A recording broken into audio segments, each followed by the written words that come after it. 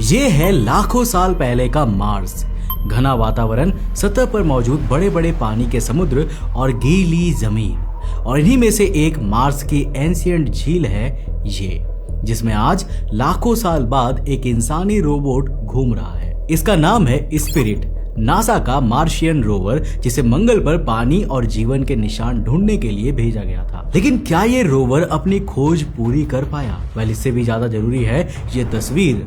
ये मार्स की वो आखिरी कलर्ड इमेज है जो स्पिरिट ने ली थी, और इस इमेज में कुछ ऐसा रहस्य छिपा था जिसने लगभग 6 साल तक मंगल की सतह पर सफर करने वाले इस रोवर को एक ही झटके में खत्म कर दिया। लिटरली इसके बाद मार्स ने खुद इस पूरे रोवर को निगल लिया। लेकिन आखिर कैसे? और कैसे मंगल ग्रह के दानव जैसे कहे जाने वाले मार्शियन स्टॉर्म में इसके अंत से ठीक पहले उसे एक जीवन दान भी दिया था? एक ऐसा चमत्कार जिसकी मंगल जैसे बंजर ग्रह से किसी ने भी उम्मीद नहीं की थी। वेल, आज के इस वीडियो में हम इसी के ऊपर डिटेल में बात करने वाले हैं। सो हेलो गाइस, मैं हूं कौशिक और चलिए शुरू करते हैं एक और नए एपिसोड।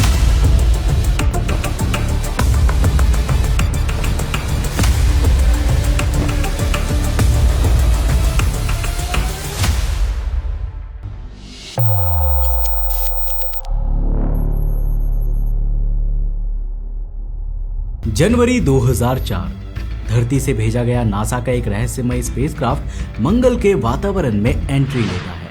इस वक्त इसकी स्पीड है 19,000 किलोमीटर प्रति घंटा। इस तेज रफ्तार के कारण जैसे ही वो मंगल ग्रह की हवा से टकराता है, उसकी बाहरी परत आग जैसी जलने लग जाती है और बाहर की हीट शील्ड 1600 डिग्री सेल्सियस तक पहुंच जाती है।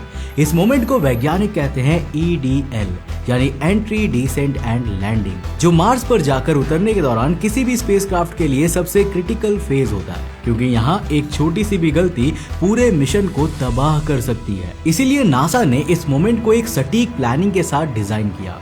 पहले पैराशूट खुला, फिर हीट शील्ड गिरा और तुरंत फिर स्पेसक्राफ्ट की हाई स्पीड को सतह से टकराने से रोकने के लिए रॉकेट थ्रस्टर्स एक्टिवेट कर दिए गए। लेकिन इसके बावजूद भी वैज्ञानिकों को अंदाजा था कि ये मंगल ग्रह की सतह पर एक हार्ड लैंडिंग करेगा, जो हार्ड लैंडिंग स्पेसक्राफ्ट में रखे स्पिरिट रोवर को डैमेज कर सकती थी।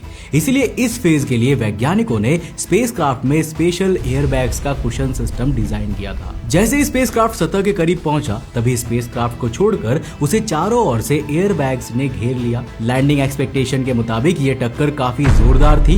एयरबैग्स में लिपटा स्पेसक्राफ्ट इस टक्कर के बाद करीब 30 बार मंगल ग्रह की सतह पर उछलता है और आखिरकार जाकर एक समतल जगह पर रुकता है बिना किसी डैमेज के। ये जगह होती है गुसेव क्रेटर, एक विशालकाय प्राचीन गड्ढा। वैज्ञानिकों की माने तो ये क्रेटर लाखों साल पहले पानी से भरी एक झील थी। स्पिरिट का मिशन था ये पता लगाना कि क्या मंगल ग्रह पर कभी जीवन मौजूद था, और अगर हाँ तो क्या अब भी उसके कुछ निशान जमीन के नीचे छिपे हैं। लेकिन ये काम इतना भी आसान नहीं था। लैंडिंग के कुछ घंटों बाद ही स्पिरिट रोवर ने अपने सोलर पैनल्स खोले और पहली तस्वीरें धरती पर भेजी। एक वीरान धूल भरी जमीन, दूर होराइजन पर फैले धुंधले पहाड़ और बिखरी चट्टानों की एक रहस्यमयी दुनिया। नासा ने इस लैंडिंग साइट को नाम दिया कोलंबिया मेमोरियल स्टेशन, उन 7 अंतरिक्ष यात्रियों की याद में जो साल 2003 में स्पेस शटल कोलंबिया हादसे में मारे गए थे। अब जरा एक बार स्पिरिट को ध्यान से देखिए। साधारण सा दिखने वाला नासा का ये मार्स रोवर एक इंजीनियरिंग मार्वल से कम नहीं है। 185 किलो वजनी, एक गोल्फ कार्ट जितना आकार, 6 पहियों पर चलने वाली ये मशीन अपने ऊपर लगे इस 360 कैमरा से मंगल की दुनिया को देखती है, और इसमें लगा ये एक मजबूत रोबोटिक आर्म उसे मार्स पर अलग अलग साइंटिफिक इंस्ट्रूमेंट्स की मदद से मार्शियन मिट्टी और पत्थरों पर स्टडी करने की कैपेबिलिटी देता है। इसके अलावा इसमें thermal emission spectrometer, microscopic imager और चट्टानों को काटने वाला रॉक एबरेशन टूल जैसे इंस्ट्रूमेंट्स भी लगे हैं, जो मार्स की मिट्टी को एटॉमिक लेवल पर एनालाइज करने की क्षमता रखते हैं। वैसे यहाँ पर एक अमेजिंग फैक्ट ये भी है कि स्पिरिट को उसका नाम एक 9 साल की बच्ची सोफी कॉलिस के लिखे निबंध से मिला था, जिसमें सोफी ने बताया था कि कैसे मुश्किल वक्त में आसमान की ओर देखने से उसे उम्मीद मिलती है। उसकी इस कहानी ने नासा को स्पिरिट नाम चुनने पर मजबूर कर दिया। अब जरा स्पिरिट की इस इमेज को देखिए। इस गड्ढे को पहली बार खुद स्पिरिट ने ही देखा था, जिसे वैज्ञानिकों ने नाम दिया स्लीपी हॉलो। लैंडिंग साइट से महज 12 मीटर दूर ये जगह इसके लिए वो पहली जगह बनी जहां इसने जीवन के निशान ढूंढने के लिए अपनी सबसे पहली रिसर्च की, जो रिसर्च एड्रोनडेक नाम की चट्टान पर हुई। और जो वैज्ञानिकों को यहाँ मिला उसने सबके होश उड़ा दिए, क्योंकि मंगल के इस पत्थर में मौजूद थे खनिज जैसे मैग्नेटाइट, ओलिवाइन और पायरोक्सिन। और ये केमिकल्स अक्सर ज्वालामुखीय गतिविधियों के दौरान ही पृथ्वी पर बनते हैं।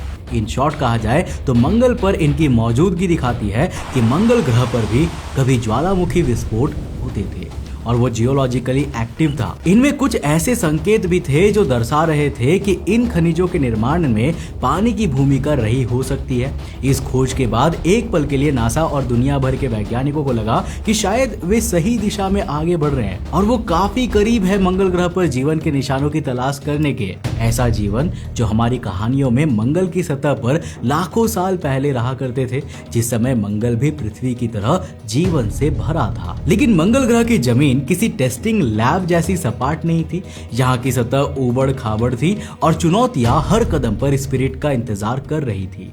और फिर कुछ अजीब हुआ, क्योंकि मंगल पर अपने 17वें दिन यानी कि सोल 17 21 जनवरी 2004 को अचानक स्पिरिट नासा के कंप्यूटर से गायब हो गया और उसके धरती के साथ के सभी कम्युनिकेशंस टूट गए।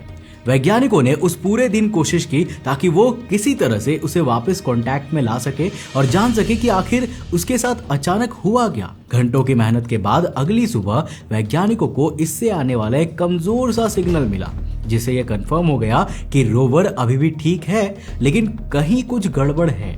जांच में यह पता चला कि उसके मेमोरी में सॉफ्टवेयर की गड़बड़ी है, जिससे वो बार बार खुद को रीस्टार्ट कर रहा था। अब नासा की टीम ने फौरन एक प्लान बनाया। पृथ्वी से करीब 225 मिलियन किलोमीटर दूर मंगल को रेडियो वेव्स के जरिए कुछ कमांड्स भेजे गए। एक ऑप्शनल मोड में बूट कराया गया, उसके बेकार डेटा को हटाया गया और पूरा सिस्टम रीफॉर्मेटेड किया गया। फाइनली काफी मेहनत के बाद अपने मंगल की सतह पर सोल 6 फरवरी 2004 को स्पिरिट दोबारा जमीन पर उठकर खड़ा हुआ।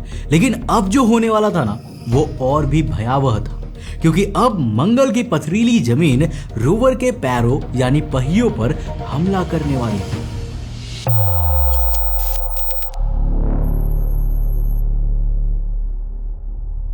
ये है वो कोलंबिया हिल्स, एक ऐसी जगह जो दूर से बस पत्थरों का ढेर लगती है, लेकिन स्पिरिट के लिए ये मंगल के सबसे बड़े रहस्य की पहली सीढ़ी है।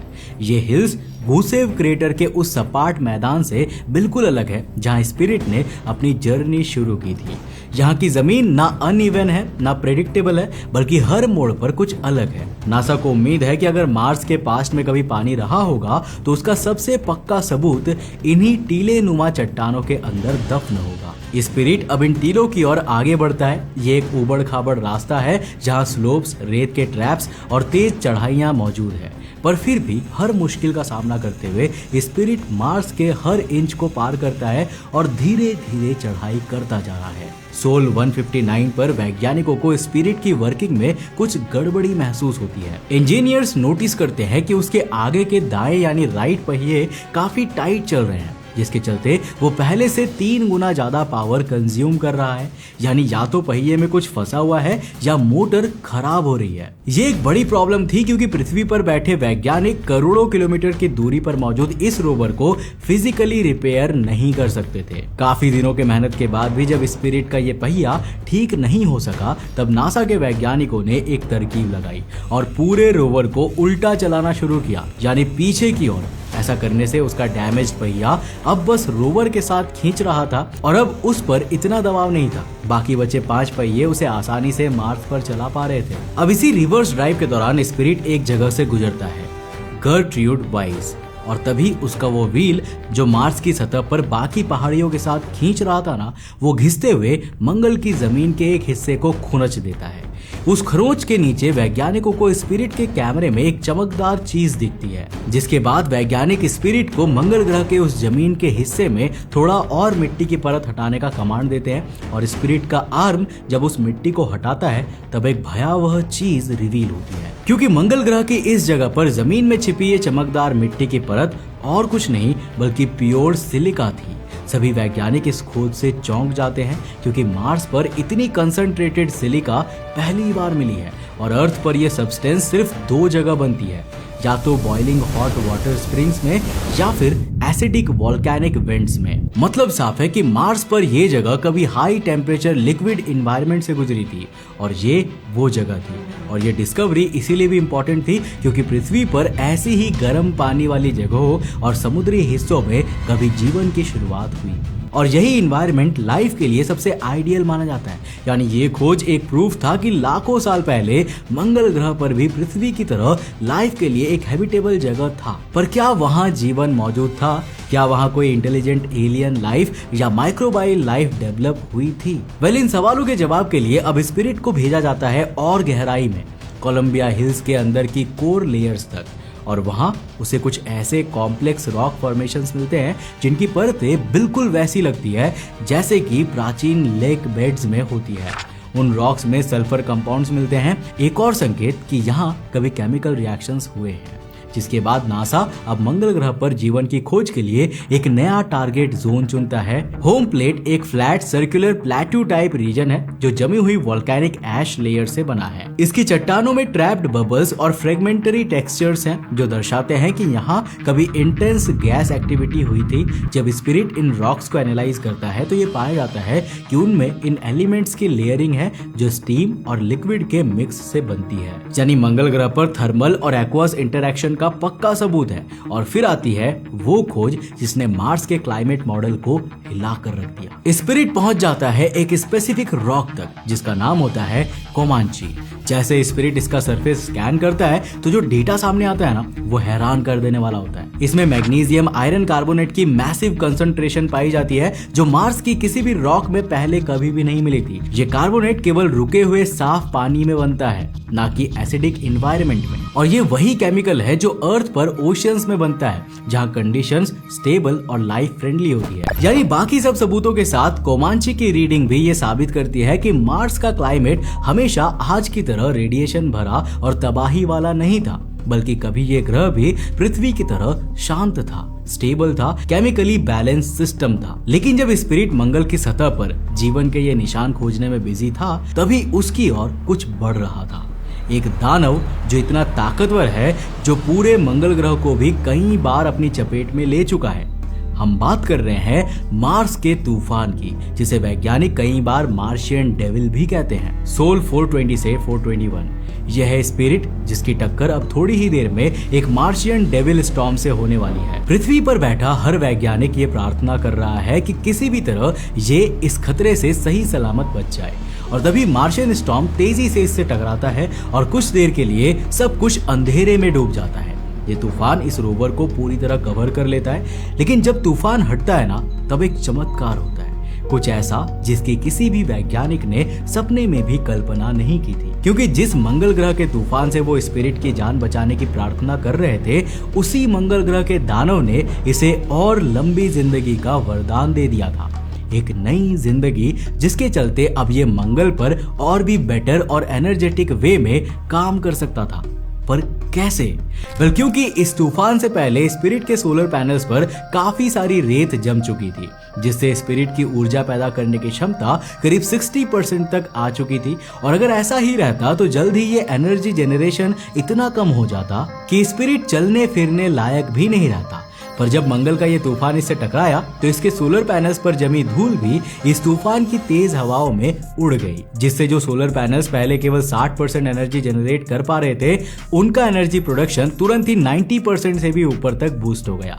जिसके बाद नासा ने एक फैसला लिया जिसमें उन्होंने अब स्पिरिट रोवर का कंट्रोल खुद उसको ही पकड़ा दिया। यानी अब स्पिरिट के एआई को खुद मार्स पर बिना किसी इंजीनियर द्वारा रिमोटली कंट्रोल्ड हुए सफर और मार्शियन सॉइल पर स्टडी करने की इजाजत दे दी गई थी।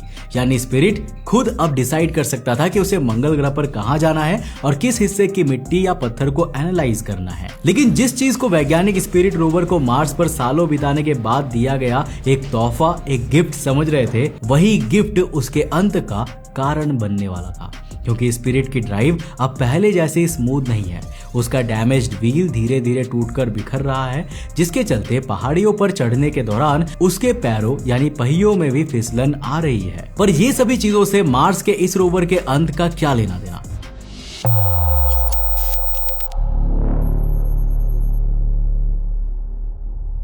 तो ये कहानी शुरू होती है मंगल की इस तस्वीर से, वही मार्स की आखिरी तस्वीर जो स्पिरिट ने भेजी थी। लेकिन यहाँ तक पहुँचने से पहले स्पिरिट ने अपने आखिरी सफर खुद तय किए, जीवन के सबूत की तलाश में एक अंतिम प्रयास। मंगल ग्रह का मौसम बदल रहा है, ठंडी हवाएं अब और ज्यादा ठंडी लगने लगी है। स्पिरिट जो अब तक हजारों तस्वीरें भेज चुका है, सैकड़ों चट्टानों की गहराई तक झांक चुका है, धीरे धीरे रुकने लगा है।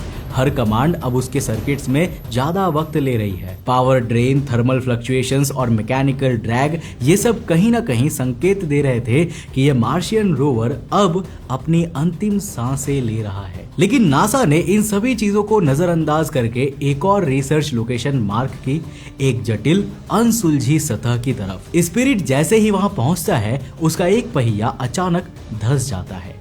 जमीन ऊपर से सख्त लग रही थी, लेकिन अंदर से ये रेत जैसी ढीली थी, कमजोर, जैसे कोई पृथ्वी के रेगिस्तान हो। इस जगह का नाम बाद में रखा गया ट्रॉय। स्पिरिट ऐसे किसी भी सतह पर सेफली चलने के लिए नहीं बना था, क्योंकि इससे पहले वैज्ञानिकों को भी यकीन नहीं था कि मंगल की जमीन का कोई हिस्सा इतना ज्यादा अजीब और रेतीला होगा। आखिरकार नासा ने काफी कोशिश की स्पिरिट को इस रेत के जाल से निकालने की। उन्होंने पृथ्वी पर उस मार्स की जमीन की एग्जैक्ट रेप्लिका बनाई और अलग अलग एंगल और तरीके ट्राई करने की कोशिश की, जिससे वो स्पिरिट को मार्स की सतह में धंसने से बचा सके। लेकिन हर कोशिश मानो उल्टा पड़ रही थी। हर कोशिश के साथ वो मार्स की सतह में और ज्यादा धंसता जा रहा था और स्पिरिट का अब आधा शरीर मंगल में समा चुका था।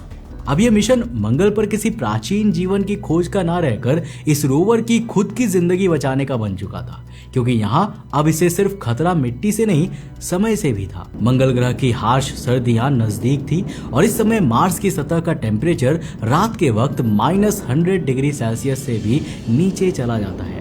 और फाइनली यही हुआ भी। जमीन में बुरी तरह फंसने के बाद मंगल की ठंड में स्पिरिट के कंपोनेंट्स काफी डैमेज हो गए और उसकी बैटरीज अब चार्ज नहीं ले पा रही थी, जिसके बाद नासा एक इमरजेंसी प्रोटोकॉल एक्टिवेट करता है। सिर्फ जरूरी सिस्टम को चालू रखा जाता है, बाकी सब शट डाउन कर दिया जाता है।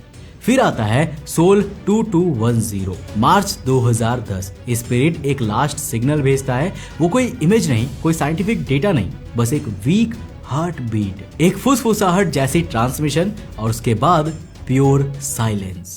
Spirit, do you receive? Over. We have another wheel offline. Over. Spirit, do not go gentle into that good night. NASA अगले कई हफ्तों तक उसे रोज सिग्नल्स भेजता रहा, लेकिन फिर स्पिरिट का कभी कोई जवाब ही नहीं आया। फाइनली 31 मई 2011 को मिशन ऑफिशियली एंड घोषित कर दिया गया। लेकिन ये अंत सिर्फ मशीन का नहीं था, ये एक नई शुरुआत का बीज था, क्योंकि स्पिरिट की फाइनल ट्रांसमिशन के साथ जो डेटा मिला, उसने एक और सवाल उठाया। ट्रॉय की जिस मिट्टी में वो फंसा था, वहां पाए गए थे ऐसे खनिज, क्ले और सल्फेट कंपाउंड्स जो केवल लंबे समय तक पानी में डूबे रहने से बनते हैं। यानी स्पिरिट का आखिरी पल भी एक नई खोज बना। वो जगह जो बाहर से एक ट्रैप लगती थी, अंदर से मार्स के वाटरी पास्ट की स्ट्रॉन्गेस्ट प्रूफ थी। उसके काम से जो टेक इनसाइट्स मिले थे ना, वो बाद के सभी मार्स रोवर में शामिल किए गए। क्यूरियोसिटी के एडवांस ड्रिल सिस्टम्स, परसिवियरेंस के एआई नेविगेशन सर्किट्स और यहाँ तक कि इंजेन्युइटी हेलीकॉप्टर की ऑटोनोमी एल्गोरिदम्स भी स्पिरिट से सीखे गए लेसन्स पर आधारित है। नासा ने स्पिरिट के बारे में एक लाइन कही थी, it didn't just explore Mars, it showed us what courage looks like on another world. आज स्पिरिट कुछ नहीं कहता, लेकिन उसकी खामोशी में वो सच्चाई छुपी है जो किसी किताब में नहीं मिलती। एक एलियन प्लेनेट पर छोड़ी गई इंसानी जिज्ञासा की सबसे शांत लेकिन सबसे ज्यादा बोलती हुई आवाज। और इस तारीख 2269 दिन, यानी 6 साल 77 दिन तक इंसानों द्वारा बनाई गई इस मशीन ने मंगल के इस हार्श एलियन एनवायरनमेंट में अपनी आखिरी सांसें ली। इसके ही बदौलत हमें ये प्रूफ मिल पाया कि आज जो बंजर दिखने वाला ये मार्स ग्रह कभी ऐसे नीले पानी से भरा पृथ्वी की तरह दिखता था। अब स्पिरिट रोवर के लिए इस वीडियो को एक लाइक करना तो बनता है। आपको कैसे लगी स्पिरिट रोवर की ये प्रेरणादायक सफर, मुझे नीचे कमेंट सेक्शन में लिखकर जरूर बताना। अब इस वीडियो को देखने के बाद अगर आपके अंदर भी एक उम्मीद जागी है तो इस वीडियो में थैंक्स स्पिरिट जरूर लिखना। वीडियो पसंद आया तो इस वीडियो को लाइक कर देना, अपने दोस्तों के साथ जरूर शेयर करना। मैं मिलता हूं आपको नेक्स्ट एपिसोड के साथ, तब तक के लिए बाय।